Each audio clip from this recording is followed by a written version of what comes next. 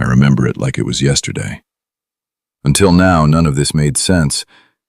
Do you believe in coincidence? Do you believe God has a plan? I don't believe in coincidences, and I believe with all my heart that all things are part of God's plan. I want to share a story with you.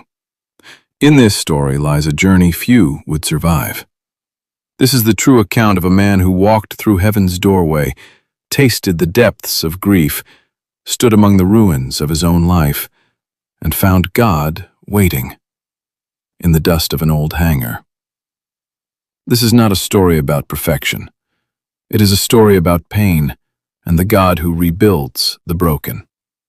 It is the testimony of a father shattered by loss, a man who lost everything he loved, and a soul who learned that when life leaves you in pieces, God begins his greatest work. This story is for the hurting, the searching, the wandering, and for those who believe God may have forgotten them. He hasn't. Hello, my name is Joseph Butcher, and the story I'm about to tell you is the most difficult story I've ever had to tell. I will apologize ahead of time if I lose my composure. I'm telling you this story because God has called me to do so. First, please bow your heads and pray with me. Father in heaven, today I tell you the story that you wanted me to tell so that your people can understand that none of us know the time when we will meet you in heaven.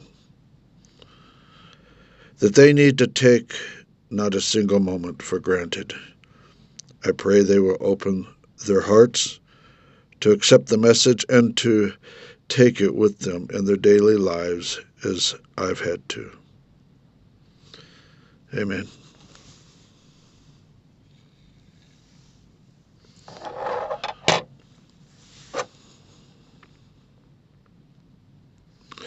It was May 31st, 2020, just around midnight. A man was asleep beside his wife when she suddenly shook him awake, and her face turned pale. Her voice trembled, and she said, "Robbie hasn't made it home yet." Robbie was just 18 years old, was a bright, kind young man who loved life. He worked for Papa John's delivering pizzas, and he couldn't have been more proud of that job. And we couldn't have been more proud of him. He had plans, dreams, and a high school graduation just weeks away. He had called us earlier that evening saying that he'd be working late, but now silence. There was no messages, no call. The parents did what any parents would do. They got in their car and they went looking. They drove to his job. It was closed. They drove the back roads hoping that maybe he had car trouble. Then the phone rang and it was the police. They were told to return home at once. When they pulled into the driveway, two officers were waiting. Their faces said what their words soon confirmed. "We're sorry. Robbie didn't make it. He hit a tree head on, and he died at the scene." And just like that, everything stopped, everything changed, and in a single moment, laughter turned into silence, and dreams into dust.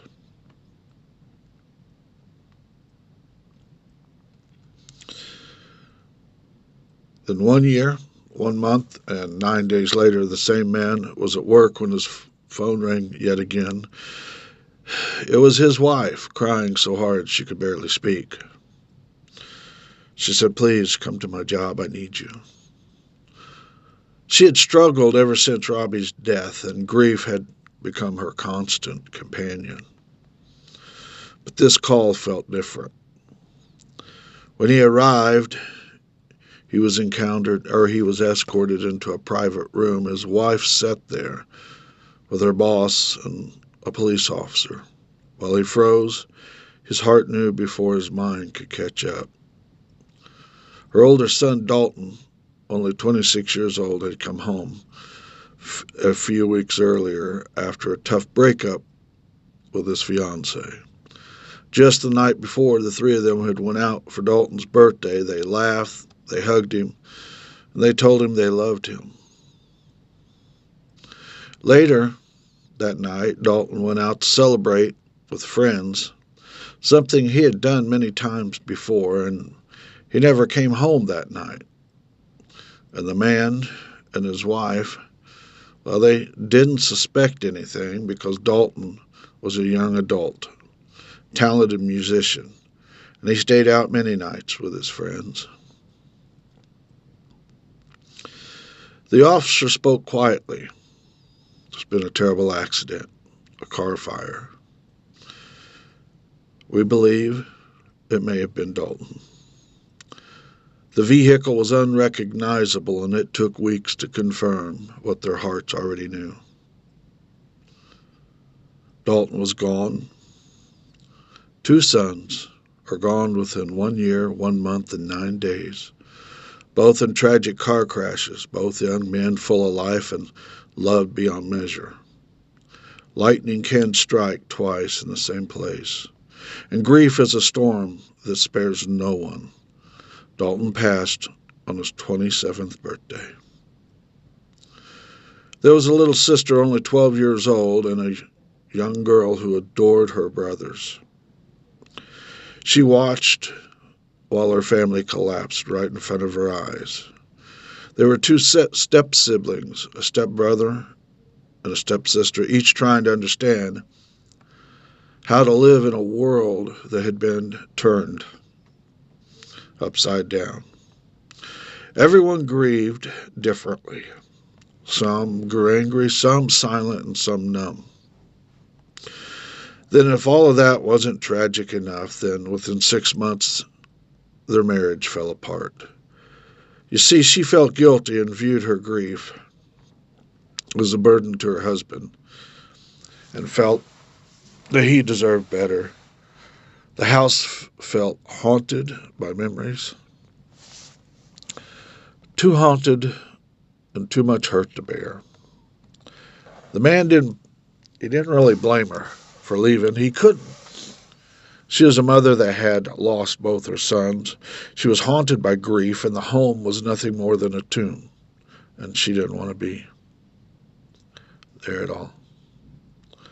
The truth is, everyone lost something. A home, a family,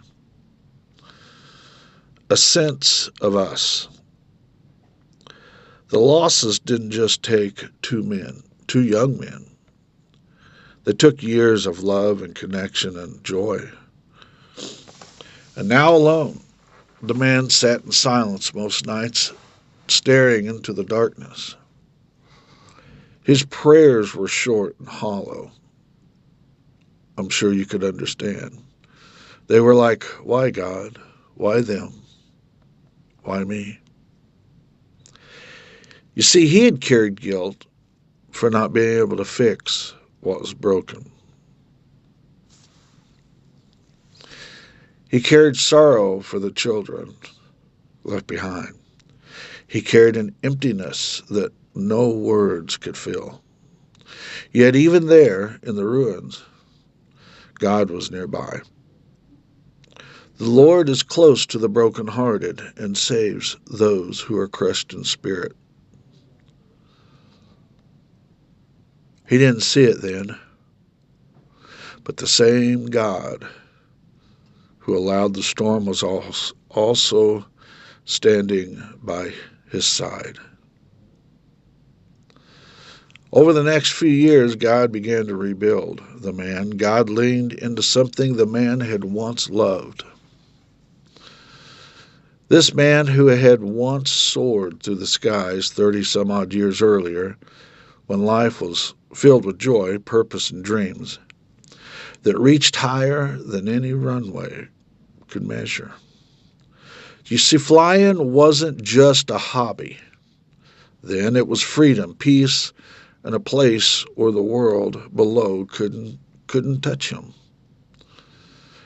But see, that was before the losses, before the heartbreak, and before the years that stripped him of everything he loved. And after all that he had been through, he no longer woke up to live. He woke up only to exist. Most days he just tried to breathe under the weight of memories that seemed too heavy to carry, grief that was too deep to name, and an emptiness that felt like a slow suffocation. His life had become small, quiet, and unbearably hollow. And then one day, while scrolling through Facebook with no intention except to numb his thoughts, he saw it. An old broken down airplane, an ultralight aircraft, a wreck, really, faded, bent, torn apart, and it was a plane that no one wanted, no one believed in, and really no one thought was worth saving. He could relate to that. But when he saw it, something happened. Inside him, something he hadn't felt in years. A flicker, a spark. It was a whisper of life. A voice within inside him just simply said, "Buy the plane." It made no sense. He hadn't flown in decades. He was broken. The plane was broken. But he bought it anyway. When the trash-twisted plane was unloaded into his garage, it looked terrible, worse than the pictures suggested. The fabric, well, it hung like tattered skin, and the metal ribs were twisted, bolts were rusted, parts scattered like bones. But he didn't just see the brokenness. He saw the memories. He saw happy memories, old memories. A version of himself he hadn't connected with in years. And standing there in front of him, that ruined airplane, he felt something powerful rise in him. Something he had forgotten he was capable of feeling. It was joy. Even if it was only a spark, that kind of joy that felt dangerous because it reminded him of a life he feared he'd never taste again. He got lost working on it, but the garage quickly grew cramped. Parts piled everywhere, tools cluttered the floor, and the wings stretched where they didn't belong. And the more he worked, the more he realized he needed space, altitude, a place to breathe again. By accident, or was it, he discovered an old airport hangar almost an hour and a half away. It wasn't for sale in any prominent way. It was really, wasn't even really advertised. It's just a sign on the door, and most folks didn't even know it existed. But somehow he found it. And without hesitation, without logic, and without overthinking it, he bought it. Why? Because something inside him, the same voice that whispered, "Buy the plane," whispered again, "This is where you need to be." He loaded the broken plane and he drove it to the hangar. The moment he opened the hangar doors and the smell of that oil and old dust hit him, and suddenly it was 30 years ago again. He could breathe. He could feel. But the drive, an hour and a half each way, every single day, it wore him down physically, emotionally, and financially. Until one day he made a decision that most people will call crazy. He would build a tiny home inside the hangar. He's never built anything in his life. He didn't start with fancy tools or a plan. He just started. And he started with a few hand tools, that concrete floor, and a sleeping bag. Most of all, desperation.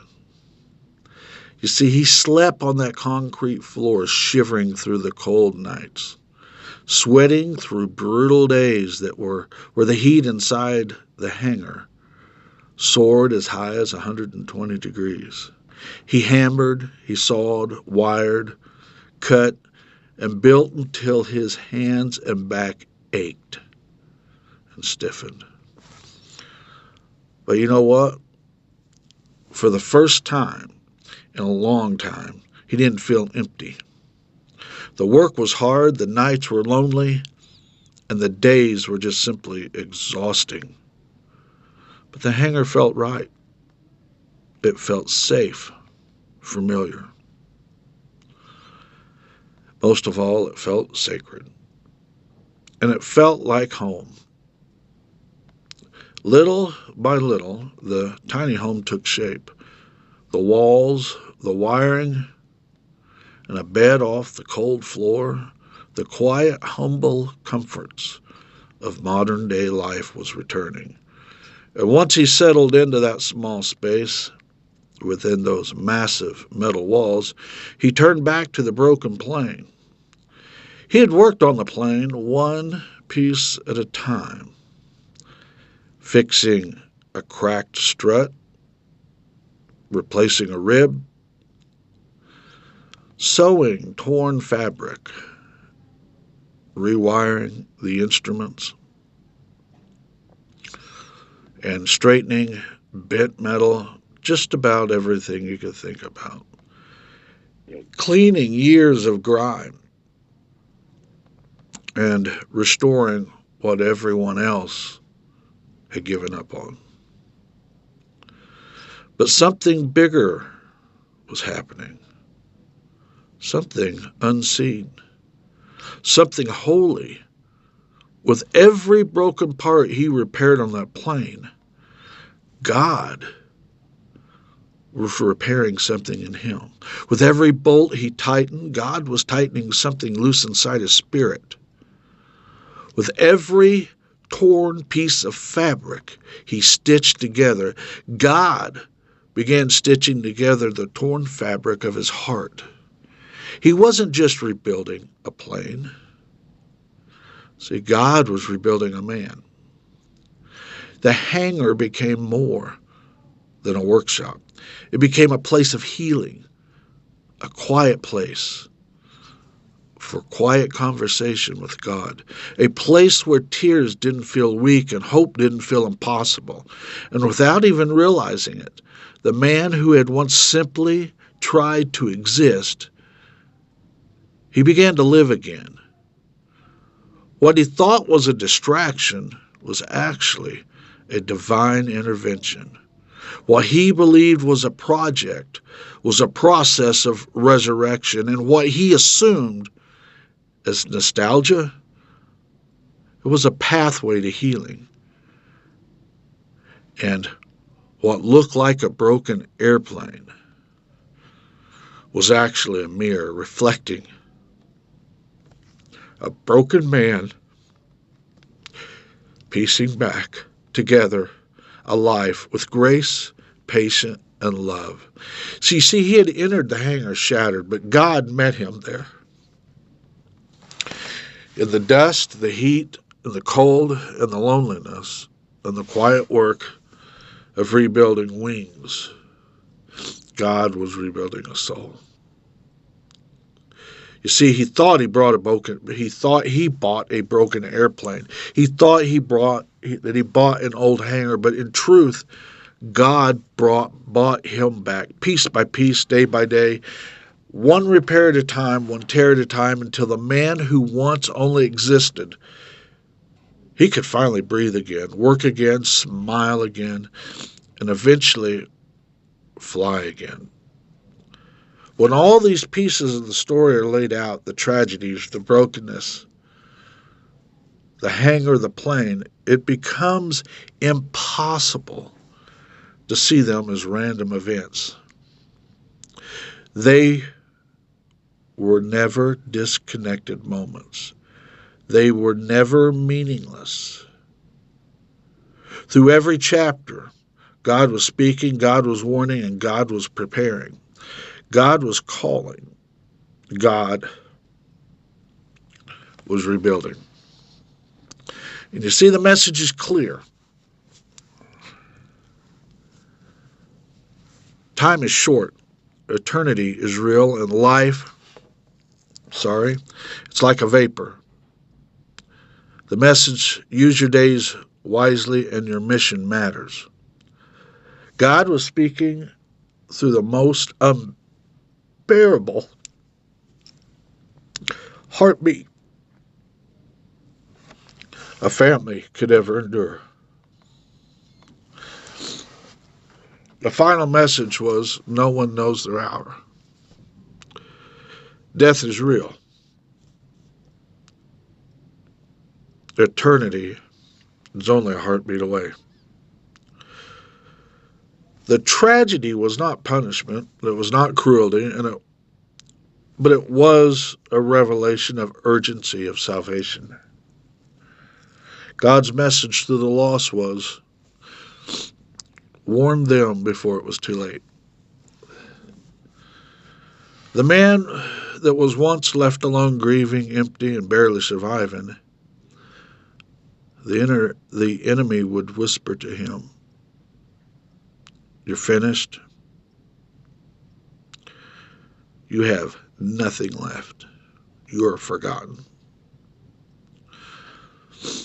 But in the silence, God was whispering something entirely different. God whispered, I'm still here. I still have a purpose for you. Your story isn't over. His brokenness wasn't the end, it was the beginning of God's rebuilding. And when he bought the old ruined airplane, when he discovered the hangar, when he built a tiny home inside, when he slept on a concrete floor through burning days and freezing nights, God was speaking again. I need you away from the noise. I need you alone with me. I need to rebuild what life had shattered.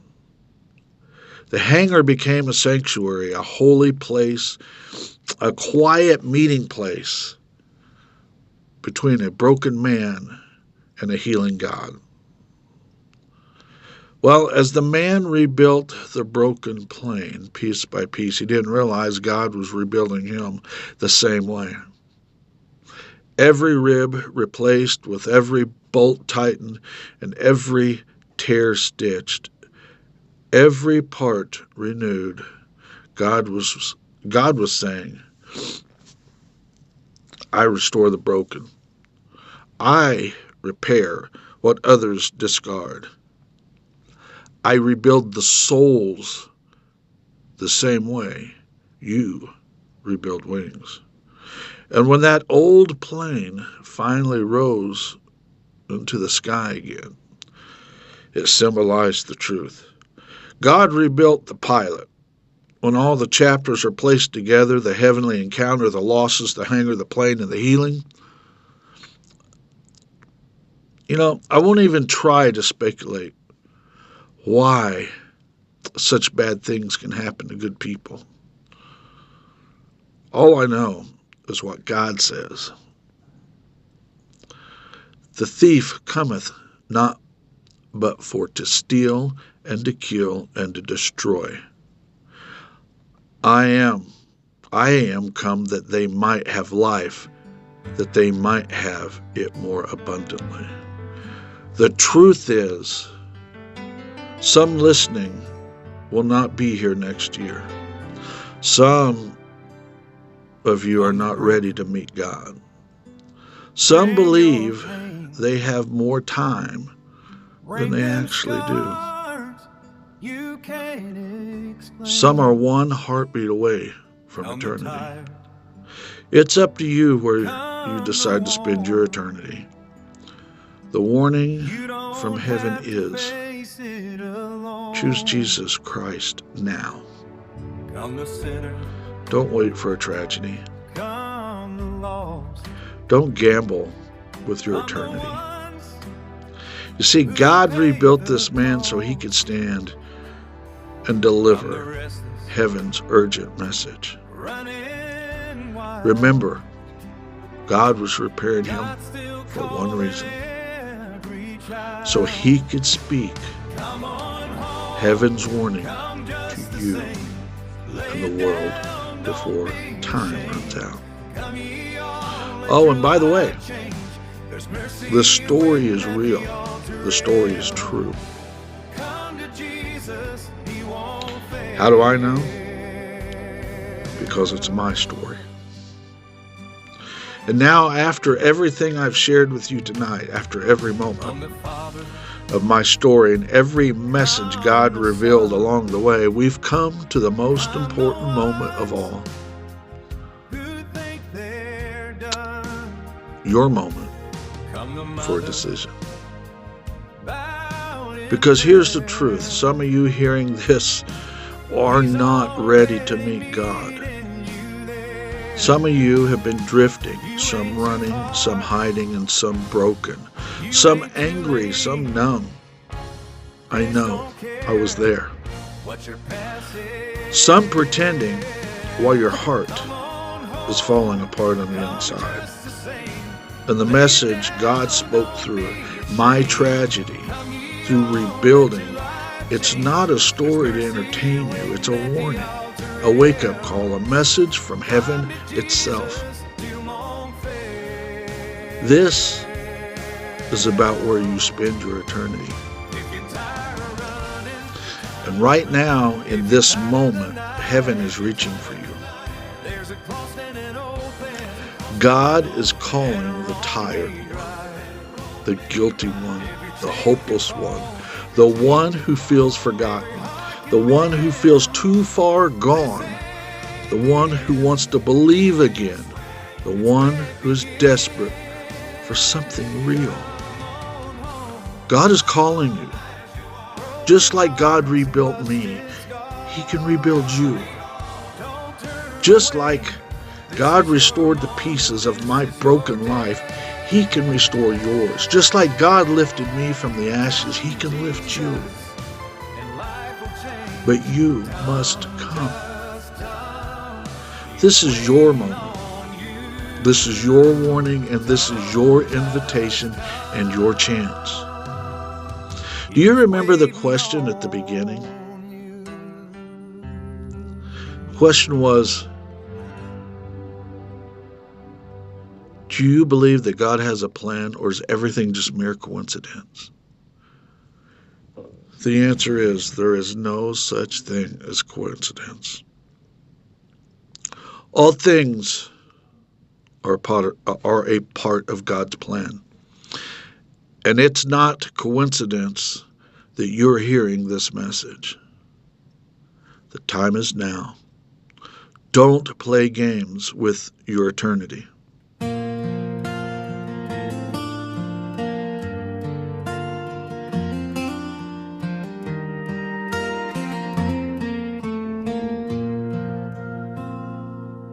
He was just a man on a back road night, trying hard to keep his world upright, when the call came in and the blue lights lit the drive. Two officers stood with their hats in hand, saw his wife break down where she tried to stand, and the world he knew came crashing when they said his boy had died. And it's a long road when you're walking broken, when every prayer feels like words unspoken, but mercy finds a way to meet you where you need.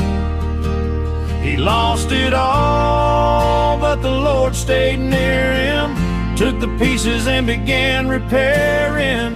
That's the story of the man God rebuilt.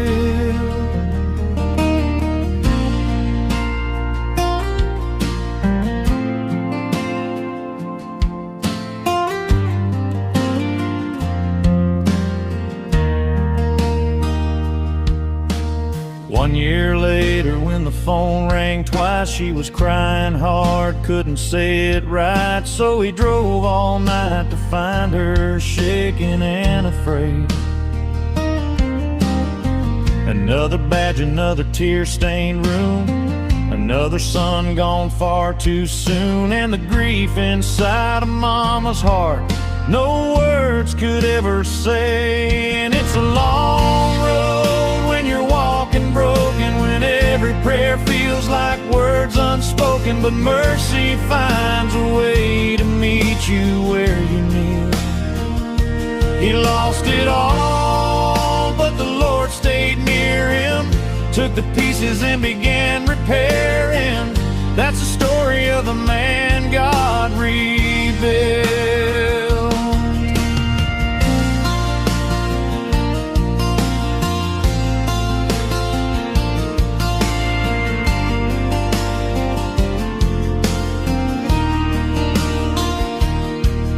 There's an old plane sitting in a Facebook post, looked like something folks would laugh at most, but a voice inside said, son, you ought to take it home. So he bought that wreck and he dragged it into a little garage with no room to spare, and somehow feeling something he ain't felt in years before. And it's a long road when you're walking broken, when every prayer feels like words unspoken, but mercy finds a way to meet you where you need. He lost it all, but the Lord stayed near him, took the pieces and began repairing. That's the story of the man God rebuilt.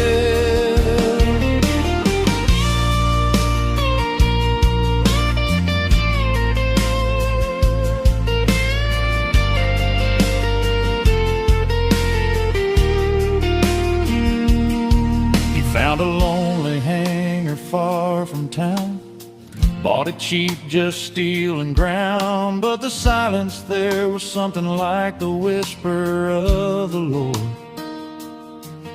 Built a tiny home on a concrete floor, burned in the heat, froze in the cold, but God was mending all the places where his wounded heart was torn. Now that old plane flies like heaven's breeze, and that man walks tall on restored knees, and the God who gives and takes gave back his will. 'Cause you can't keep down who the Lord lifts up. When he says rise, that's more than enough. Grace takes the broken higher still. And it's a long road when you're walking broken, when every prayer feels like words unspoken, but mercy finds a way to meet you where you need.